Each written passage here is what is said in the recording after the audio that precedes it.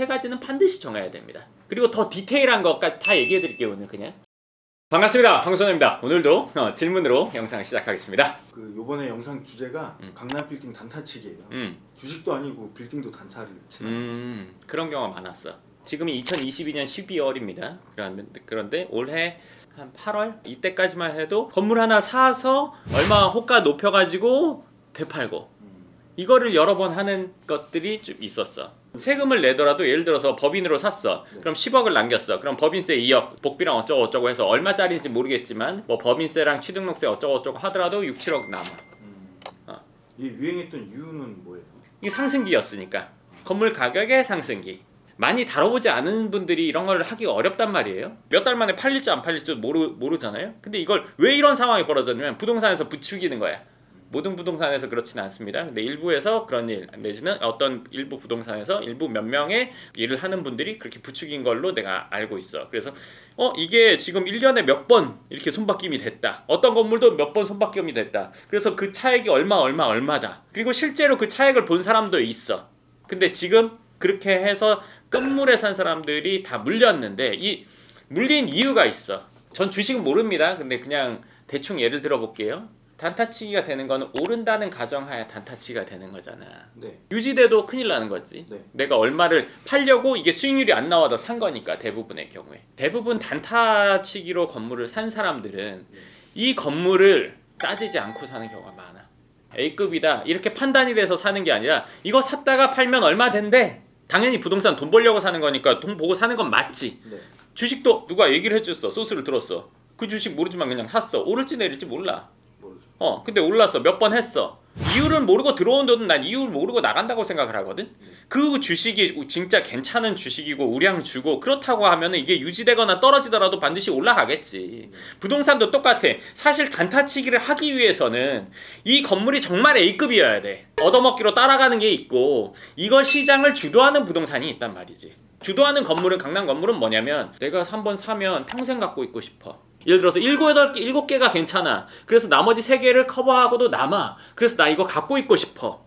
이게 기본이 돼야 그 건물을 사서 단타치기가 가능하고, 그리고 또 하나는 얘가 가격이 유지되거나 떨어지더라도 이건 시간이 지나면 분명히 제 가치를 찾아간단 말이야. 따라가는 애들이 있단 말이야. 전체가 올라가니까 별 볼 일 없는 건물들도 같이 올랐어. 이런 건물들이 가격이 낮은 경우가 많아. 근데 그런 것들은 샀는데 시장이 안 좋으니까 얘는 더 이상 사람들이 받아주질 않아. 이런 것들은 나는 더 어려운 상황이 될 거라고 생각해. 그리고 지금 금리가 올라가고 건물 경기가 어쩌고저쩌고 이런 것들의 영향을 여기가 제일 많이 받는 거지. 이런 것들은 거의 건물을 처음 해보는 분들이 접근을 하게 되는 경우가 많고 가격대가 낮다 보니까 그렇기 때문에 이거는 지금 힘들어질 거야.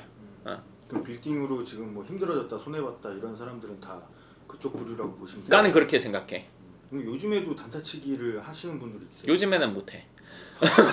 요즘에는 못하는데 이 못한다는 거에 전제가 있습니다. 뭐냐면 제가 이 전 영상에서 강남 빌딩 지금 사지 마세요. 그거 한번 다시 들어보시기 바랍니다. 왜냐면 무슨 시장에서든지 실력이 있으면 시기와 상관이 없어. 내가 뭔가 투자를 하는 데 있어서 안목이 있고 실력이 있으면 어떤 장이든 어떤 상황이든 상관이 없어. 이 건물의 정확한 가치를 내가 알고 있기 때문에. 어떤 건물이 있어. 이 건물 호황이니까 호가는 120억이지만 내가 봤을 때 95억이야. 95억이면 사고 95억 아니면 안 사. 이걸 120억이라고 인정하는 사람은 살 거야. 난 죽어도 인정 안 해. 왜? 이 위치, 이 크기, 이 월세, 이거 신축, 이거 리모델링 했을 때 어떤 상황 다 알고 있기 때문에 이건 딱 95억이야. 지금 시점이 됐어. 근데 이분이 120억 부르다가 안 팔렸어. 그러다가 좀 내렸어. 자기가 뭐 예를 들어 호가를 현실화 아니면 자기가 뭔가 돈 쓸 때가 생겼어. 그래서 이거를 95억까지 낮췄어. 그럼 난 사. 정확한 기준이 있기 때문에 이 기준에 맞냐 안 맞냐가 중요한 거지 시기와 상관이 없단 말이야. 건물에 대해서 정확하게 안목을 갖고 있는 사람만 할 수 있는 일이야. 사면 올라가 이렇게 되지만 지금은 아니잖아. 아닐 때는 정확한 안목이 있어야 돼. 이 건물이 얼마다 판단할 수 있어야 돼. 그러면 지금도 똑같이 할 수 있어. 단타치기? 뭐 이거에 대해서 어떻게 생각하시고 계세요? 뭐 누가 연예인이 얼마에 사서 얼마에 팔았다 뭐 이런 것들이 있잖아요. 그러니까 누군가 그런 기사를 봤을 때 야 돈 쉽게 번다 뭐 몇십억 몇 억을 뭐 그냥 날로 먹는 거나 이렇게 생각할 수 있단 말이에요. 근데 단타치기를 한다고 해서 좋다 나쁘다 생각하지 않아요. 그럼 그 사람 그건 실력인 거잖아요. 예를 들어서 본인 자금이 10억이 있어요. 뭐 30억이 있어요. 대출 70억 해서 건물을 산다고 칠게요. 100억짜리 건물을 사서 내가 이거 6개월 뒤에 130억에 팔 수 있을 것 같아. 확신하면 살 수 있을 거라고 생각하잖아요. 일단 두 가지가 문제가 됩니다. 첫 번째 30억이 없고 두 번째 30억을 가지고 이 건물을 사질 못합니다. 겁나서. 하나가 더 있죠. 3개월 뒤에 130억, 6개월 뒤에 130억이 될 거라고 확신하지 못합니다. 그렇기 때문에 못 삽니다. 돈이 있어도. 이 홀짝 맞추는 것도 어렵단 말이야.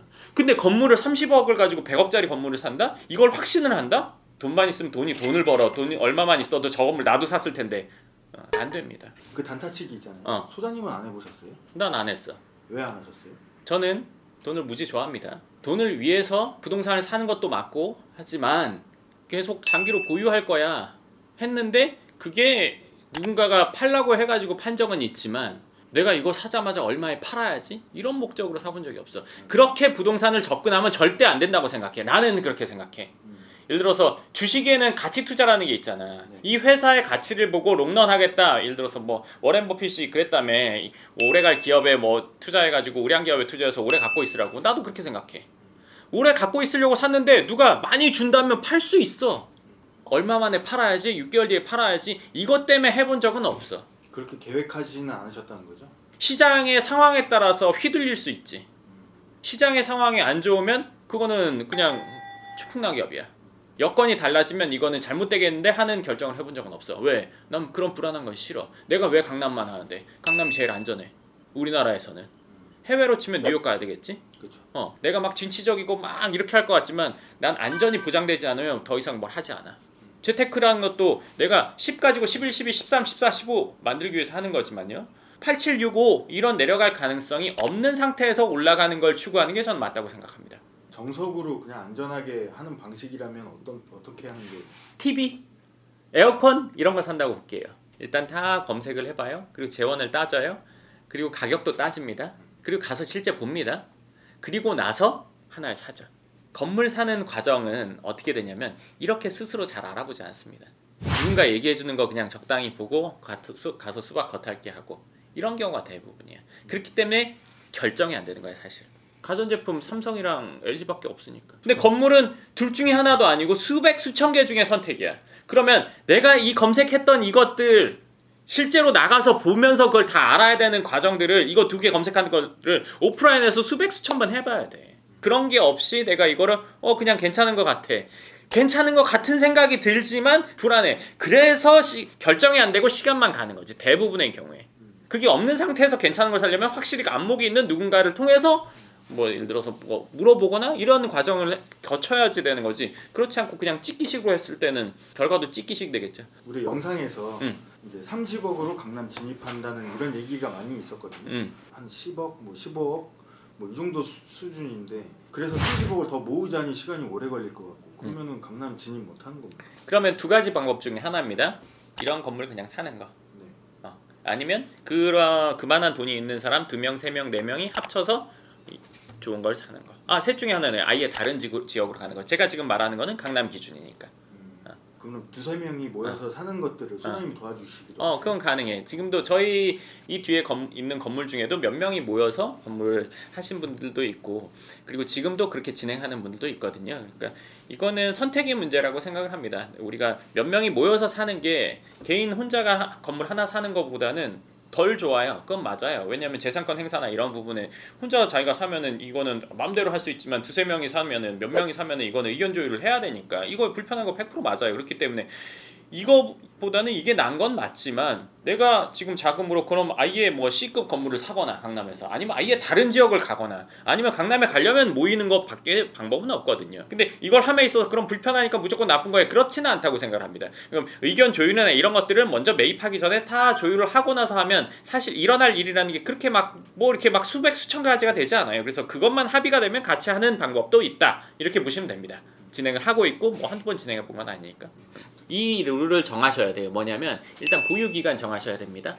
그리고 보유기간이 끝나면 더 보유할지 아니면 매각을 할지의 결정을 어떻게 정할지 결정 과정을 정해놔야 됩니다. 그리고 보유를 더 한다고 했으면 몇 년을 또 보유할지 이 3가지는 반드시 정해야 됩니다. 그리고 더 디테일한 것까지 다 얘기해 드릴게요 오늘. 그냥 예를 들어서 우리가 건물 사면 5년은 무조건 보유 이렇게 했다고 치면 5년 내에 만약에 누군가 빠지고 싶을 때 어떻게 해야 되는지, 그 사람이 빠질 때 이거를 건물을 뭐 매각할지 아니면 뭐 거수로 할지 뭐로 할지 이 제가 말씀드린 세 가지랑 이것까지만 정해놓으면 그 외에 큰 문제는 없어요.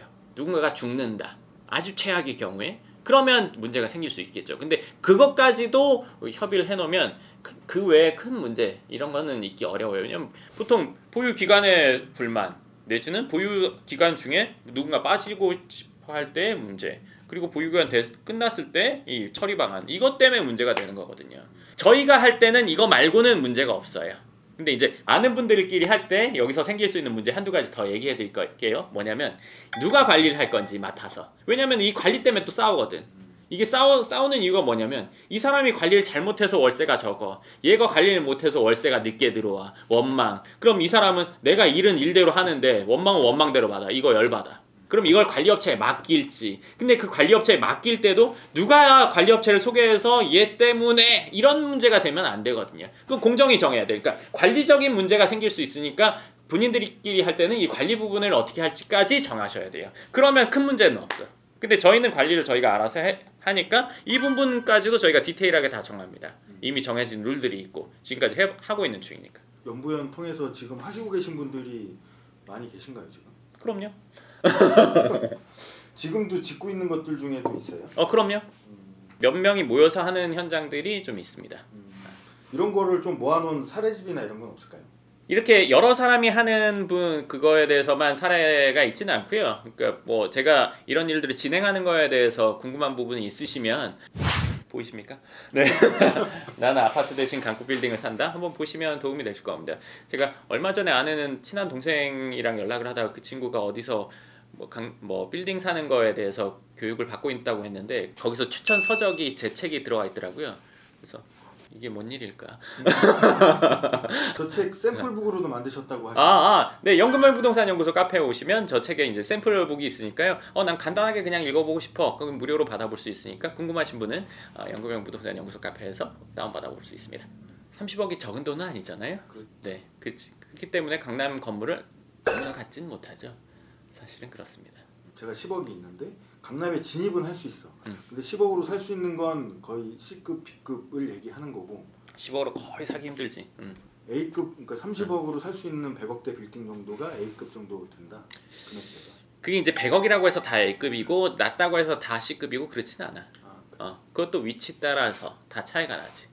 무조건 얼마의 금액이라고 해서 A급이다. 이렇게 되기는 어렵습니다. 네, 좋습니다. 오늘 제가 건물 가지고 단타를 한다 이런 얘기를 예전에도 좀 들었고 실제로 그런 경우도 보긴 봤는데 요즘 같은 상황에서는 그런 걸 하기 어렵고 그리고 무턱대고 들어갔다는 지금 거의 완전 지금 곤란한 상황이죠. 그렇기 때문에 하지만 지금도 안목이 있는 분이다. 나는 부동산에 대해서 충분히 공부를 하고 해보겠다. 그 공부라는 게 앉아서 공부, 검색 공부는 아닙니다. 실제로 건물을 봐야 됩니다. 그런 걸 충분히 해서 하고 싶다 그러면 지금도 가능하다고 생각합니다. 그게 아니라면 지금은 그런 방식으로 강남 빌딩을 접근한 건 좀 어렵다. 그거는 안목이 충분히 있지 않은 분들에게. 네, 그럼 오늘 영상 여기까지 하도록 하겠습니다. 감사합니다.